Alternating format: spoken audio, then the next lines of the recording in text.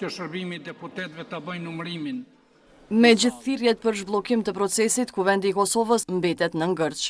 Pas dështimit të herës së 27, partitë politike sërish kanë akuzuar njëra tjetrën për blokadë institucionale.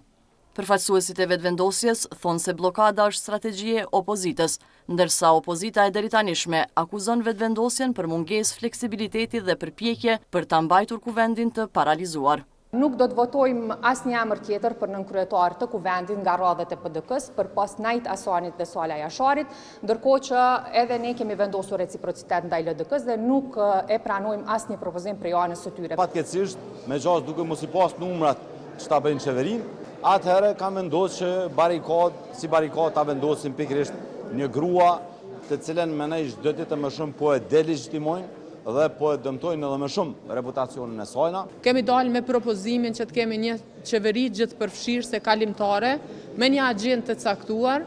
Shumë shpejt besoj që do të dalim, do të bëjmë edhe prezantimin e pikave të cilat kjo qeveri gjithë përfshirëse do të duhej që t'i zgjidhte. Kështë drejt kjo blokim i seancës që bëhet nga zoti Kurti dhe partia zotit Kurti, është dashur të sigurojë shumicën e thjeshtë në mënyrë që të konstituohet kuvendi dhe jo vendit kalojnë sa muaj të mos kemi konstituim të kuvendit. Nuk e besoj që ka dështuar edhe pres që do të ketë një zgjidhje, domethënë. Po presim në ditët në vazhdim edhe ne jemi deputet për ata dhe jam këto, për me pas një zgjidhje.